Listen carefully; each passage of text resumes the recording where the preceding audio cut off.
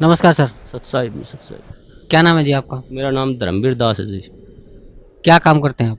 जी मैं जेल वार्डर हूँ, jail department में नौकरी करता हूँ। कहाँ के रहने वाले? मेरा गांव कंडेला, जिला जींद, हरियाणा का निवासी हूँ जी मैं। संत रामपाल जी महाराज की शरण में कैसे आए? ये बहुत लंबा प्रकरण है, इसको मैं थोड़ा विस्तार से बताऊँगा आपके सामने। मैं जिस टाइम ये करौथा कांड हुआ उस टाइम रोहतक जेल पर वार्डर के पद पर था, और बहुत तरह बात सुनी एक भाई ऐसे हुआ करौथा कांड, ऐसे सुनते थे अखबारों में हर रोज़। तो बड़ा दुख हुआ ये बातें सुनकर, भाई ये संत सभी ऐसे ही करते हैं। तो फिर कुछ दिन के बाद पता चला भाई संत रामपाल जी महाराज रोहतक जेल में आएंगे। तो हमारी वहाँ पर ड्यूटी थी, हमने देखा, सोचा भाई यहीं बात करेंगे, आके पूछेंगे उनसे क्या ये वास्तविक सच्चाई है। उसके बाद मेरे कुछ दोस्त थे मेरे गांव में, जिन्होंने सतगुरु रामपाल जी महाराज जी से उपदेश लिया हुआ था। तो मैंने उनके पास जाकर कहा भाई तुम्हारे गुरु जी तो ये देखो अखबारों में ऐसे आते हैं, इनके बारे में बहुत बकवास ऐसे करते हैं। वो न बोले नहीं भाई हमारे गुरु जी ऐसे नहीं करते। लेकिन मेरे विश्वास नहीं हुआ इस बात का। तो एक मेरा दोस्त जो गांव में केबल का, वैसे स्कूल का प्राइवेट स्कूल है, गांव में केबल चलाता है वो, मैं उसके बाहर खड़ा होया, उससे मैंने बहुत गलत गलत बातें की उसको। अगर भाई तुम्हारे गुरु जी ऐसे करते, मैं तुम्हारे आता नहीं। उन्होंने बोला भाई एक बात बता, मेरी माँ पागल, एक्चुअल में उसकी माँ पागल थी, अपने कपड़े उतार कर फेंक देती थी। उसका पिताजी इतना शराबी था कि सारा गांव के बच्चे उसके पीछे लगे रहते थे। उन्होंने बोला भाई जब मेरे घर में मेरी माँ पागल से ठीक होगी, मेरा पिताजी शराब पीता था, आज एक नंबर का इंसान हो गया, मैं उस सुख को कैसे भूल जाऊँ, मैं कैसे ये कह दूँ भाई संत रामपाल जी महाराज मेरे गुरु जी के पास मतलब ये ज्ञान नहीं है, उनसे ये फ़ायदा नहीं होता, मैं मेरा जो फ़ायदा हुआ है उसको कैसे अनदेखा कर दूँ। इस बात का मेरे कोई असर नहीं हुआ। मैं उसको कह के, वो बोला अरे चाय तो पीता जाए, मैं बोला नहीं भाई मैं चाय नहीं पीऊँगा, मैं चला गया।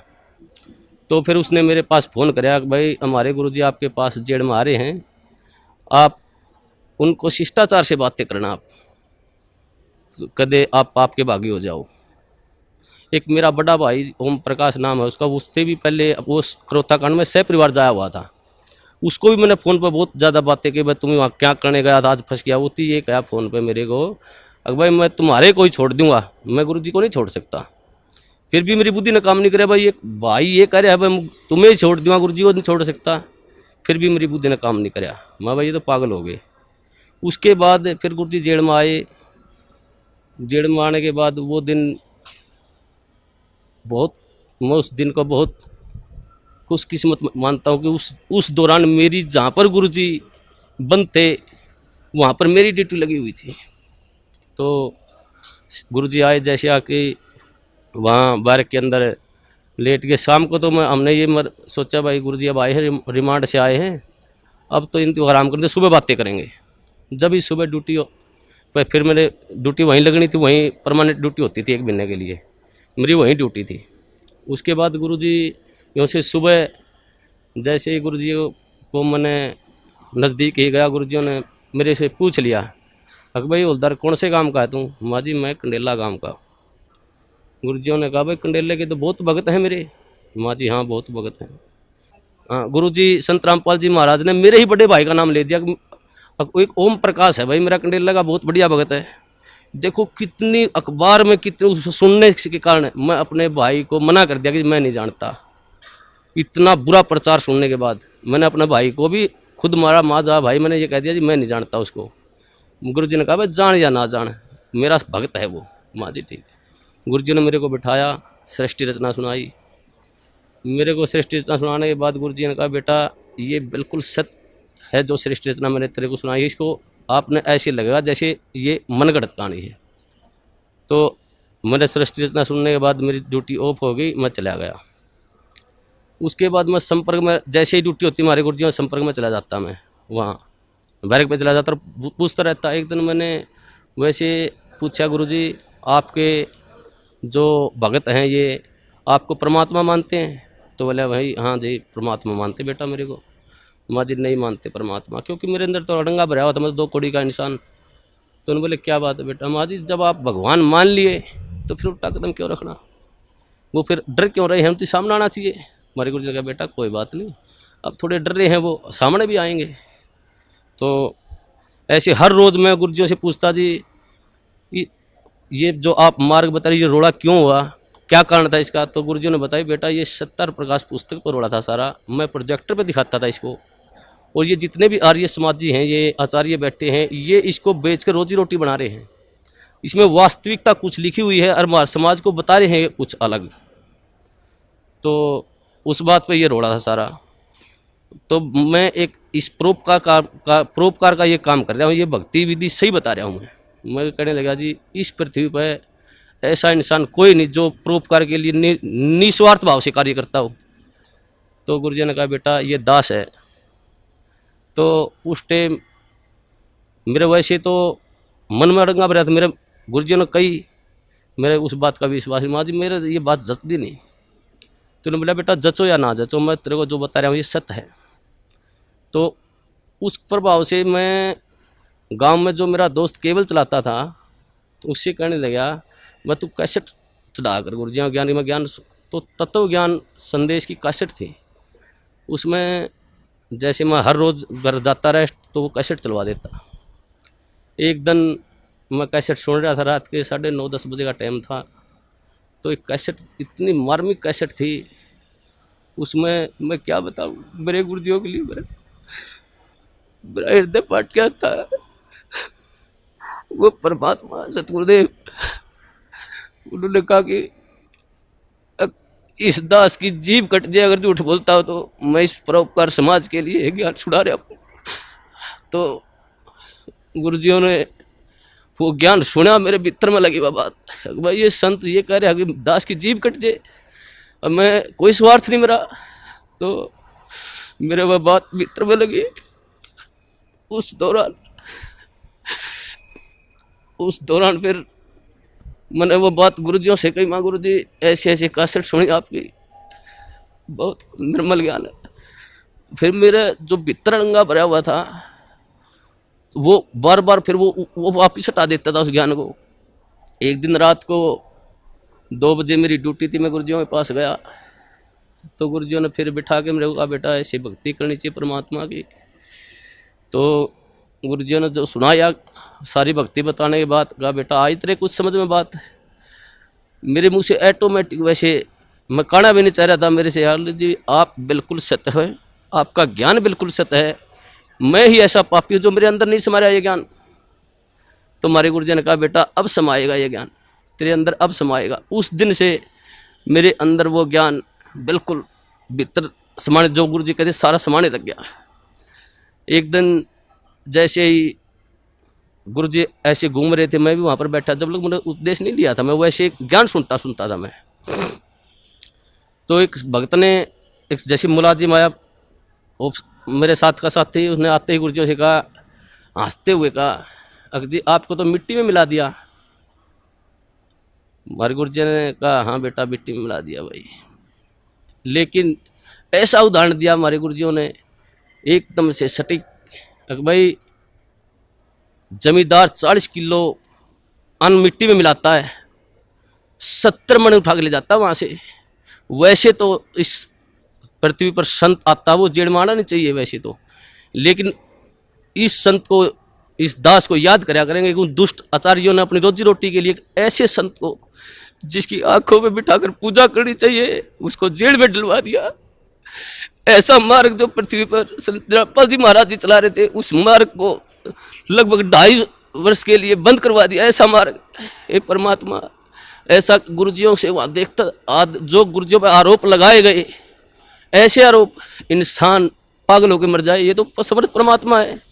इन्होंने तो वहाँ पर इतनी भी शकीन नहीं थी इनके, हर बार ऐसा निर्मल ज्ञान, ऐसा प्यारा ज्ञान। फिर उसके बाद हम गुरुजियों से मैं कहता हूँ गुरुजी नाम उपदेश दो दास को।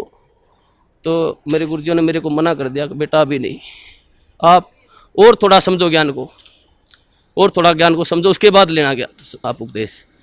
मैं घर जाता कैसेट चलवा लेता, मेरे जो दोस्त था उससे, भाई कैसेट चला गुरुजियों की, वो कैसेट मैं सुनता रहता। तो जैसे मेरी भक्तमती थी, मेरी घरवाली थी, वो मैं बाहर जाता तो ऑफ कर देती चैनल को, दूसरा लगा। मैं कहता जी आप इसको बंद मत करो, ये मैं सुनता हूँ, आपने नहीं सुनना तो आप आराम से वो करो। तो मैं हर रोज़ सुनने लग गया गुरुजियों का ज्ञान, तो वो मेरे भीतर समाता गया। उसके पश्चात कई बार गुरुजियों से वहाँ पर जेल के अंदर, जैसे मैं गुरुजियों से बताता गुरुजी आपके ये सत्संग सुना मैंने, तो गुरुजी फिर दोबारा बताते मेरे को। तो ऐसे होते होते लगभग 6 महीने चले गए और 1 साल से ऊपर लगभग 1.5 साल गुजर गया। फिर मैंने, मेरी ड्यूटी प्रशासन ने मेरे को क्या कराया कि ये तो संत रामपाल जी को मिलने जाता है, इसकी ड्यूटी बाहर लगा दो जेल से। मेरी ड्यूटी बाहर लगा दी गई।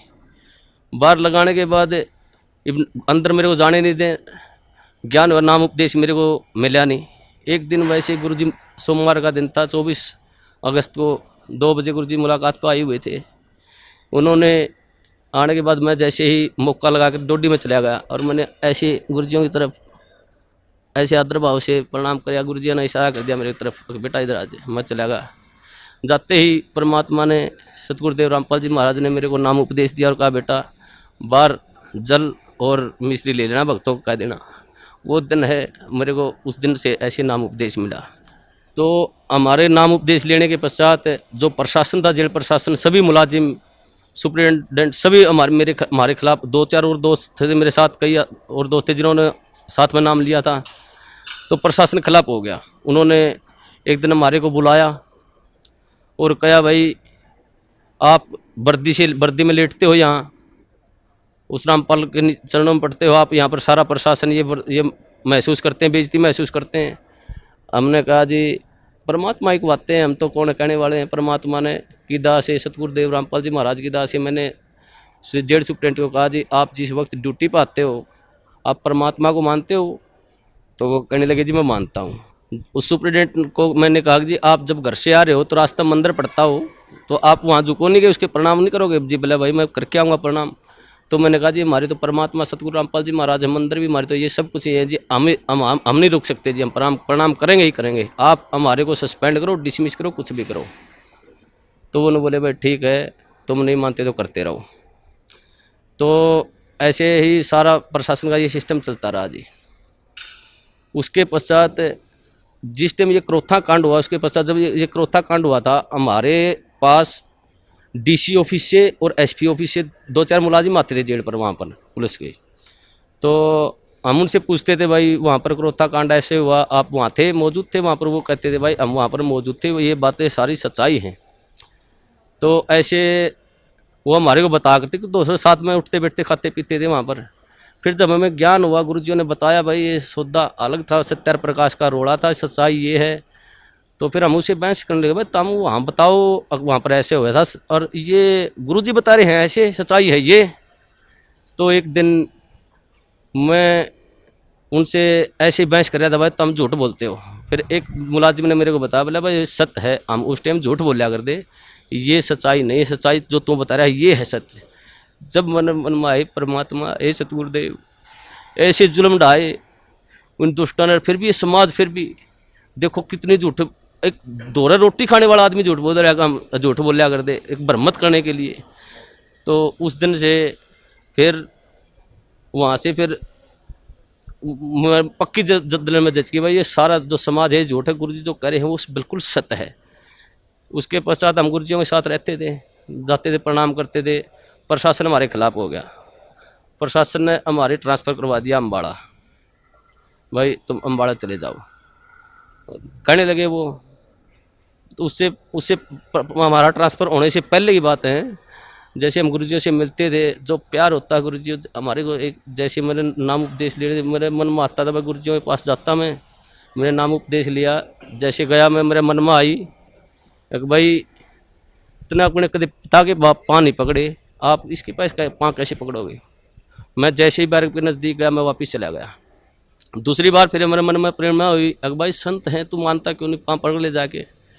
फिर जो गेट पर गया फिर वापस चला गया। तीसरी बार फिर मेरे मन में आई, अगर भाई तू जाता ही क्यों वहाँ पर, अगर जाओ तो पाँव पकड़ ले गुरुजियों के। तो मैं जैसे ही गेट में बढ़िया, गुरुजी खड़े थे वहाँ सामने, इंतजार कर रहे थे, वो तो जाने जाने परमात्मा। उन्होंने जैसे ही मैंने गुरुजियों के चरण का हाथ लगाया, उन्होंने मेरे को छाती का लगा लिया ऐसे।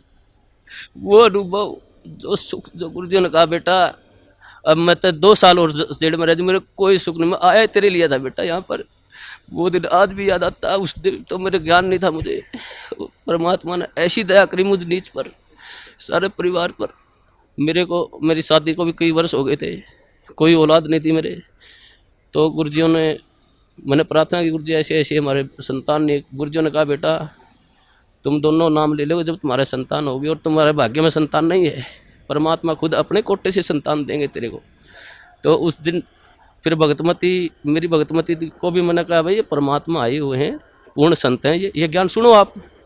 तो वो सीडी सुनने लगी, उनको भी ज्ञान हो गया। फिर उसके पश्चात उसने भी फिर जेल में बने गुरुजियों से प्रार्थना करी, गुरुजी भगतमती भी नाम लेना चाहती है, बोला बेटा बाहर सीडी पे दुआ देना, मेरा आदेश है। उसने भी फिर नाम उपदेश दे दिया गुरुजियों ने, गुरुजियों आदेश से बाहर। तो 1 साल के अंदर फिर हमारे परमात्मा ने अपनी कृपा से एक संतान, एक लड़का भी दिया।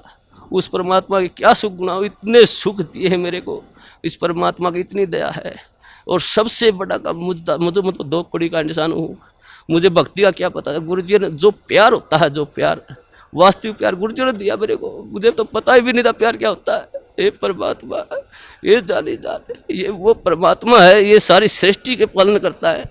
ये पूर्ण संत कबीर परमेश्वर हैं, ये तो एक लीला करने हैं यहाँ पर। हम 2 कौड़ी के जीवों के लिए ये भटकते रहे, एक आत्मा के लिए ये परमात्मा लाखों रुपए बाहर देते हैं। और ये समाज इसको कहते हैं ये बुराई कर रहा है। ये पूर्ण परमात्मा पर, जो पूर्ण परमात्मा का संत होता है वो बुराई नहीं करता किसी की। ये तो अपने बच्चों के लिए शिक्षा दे रहे इस बात को, भाई तुम पहचानो ये ज्ञान है, ऐसा पवित्र ज्ञान है परमात्मा इस पृथ्वी पर। ये किसी संत में देख लो, किसी आधार ही नहीं ज्ञान का, और ये ऐसा ज्ञान दे रहे हैं, मोक्ष का मार्ग बता रहे हैं, ढोल पीट रहे हैं, हर इन्हीं को कहते निंदा करते हैं। हे परमात्मा, मैं तो इस सब समाज से यही कहूँगा कि इस संत को, ये पूर्ण परमात्मा, इनकी पलकों में बैठाकर पूजा करनी चाहिए इनकी। और सभी समाज से कहूँगा अपने और अपने परिवार को जितना भी जल्दी हो सके यहाँ पर सतगुरु रामबंदी छोड़ सतगुरु रामपाल जी महाराज की शरण में लाकर उनका कल्याण करवाएं, और सभी भाइयों को बताएं बस वास्तविक ज्ञान वहाँ पर है। मैं यही कहना चाहूँगा। सत साहिब। धन्यवाद, धन्यवाद।